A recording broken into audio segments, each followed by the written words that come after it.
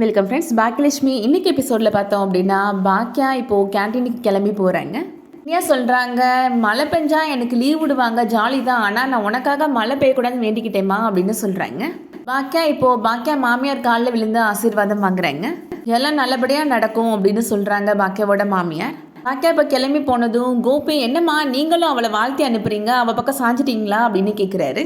அப்படிலாம் ஒன்றும் இல்லை கோபி, நான் ஏதாவது சொல்ல போய் நின்ன மழை திருப்பி வந்துருச்சுன்னா என்னால் தான் எல்லாருமே சொல்லிடுவாங்க அப்படின்னு சொல்கிறாங்க. கண்டிப்பாக ஏதாவது ஒரு பிரச்சனை நடக்க தான் போகுது, அதை நம்ம பார்க்க தானே போகிறோம் அப்படின்ற மாதிரி சொல்லிட்டு இருக்கிறாங்க ஈஸ்வரி.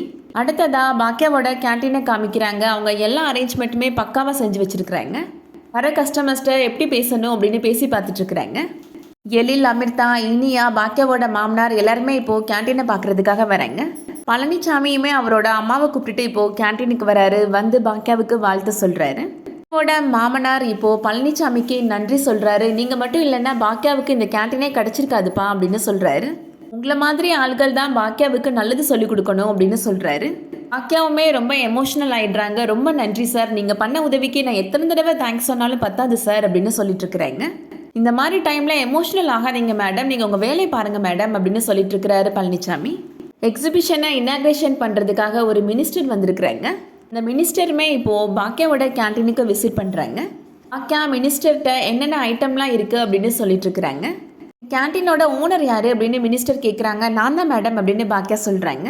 அந்த மேடம் சொல்கிறாங்க, நானுமே 8 வருஷமாக மினிஸ்டராக இருக்கிறேன் அப்படின்னு சொல்கிறாங்க. ஆனால் ஃபஸ்ட்டு டைம் இந்த மாதிரி பொருட்காட்சியில் கேன்டீனை ஒரு லேடி எடுத்துருக்கிறீங்க அப்படின்னு சொல்லி பாராட்டுறாங்க. நல்லபடியாக செஞ்சு முடிங்க அப்படின்னு சொல்லி வாழ்த்து சொல்கிறாங்க. மினிஸ்டருக்கு சாப்பிட்றதுக்கு ஸ்நாக்ஸ்லாம் வச்சு கொடுக்குறாங்க பாக்கியா. அதை டேஸ்ட் பண்ணி பார்த்துட்டு உண்மையிலே ரொம்ப நல்லா இருக்குது அப்படின்னு சொல்லி பாராட்டுறாங்க. பொருட்காட்சியோட கடைசி நாள் நான் வருவேன், அப்போ நான் உங்களை வந்து பாராட்டணும், அந்த மாதிரி நீங்கள் நடந்துக்கணும் அப்படின்னு சொல்கிறாங்க மினிஸ்டர். கண்டிப்பாக மேடம் அப்படின்னு சொல்லிட்டு பாக்கியாமே ரொம்ப சந்தோஷப்படுறாங்க. எல்லாருமே சேர்ந்து மினிஸ்டர் கூட ஃபோட்டோ எடுத்துக்கிறாங்க. பழனிசாமி இப்போது பாக்கியாவை பாராட்டுறாரு.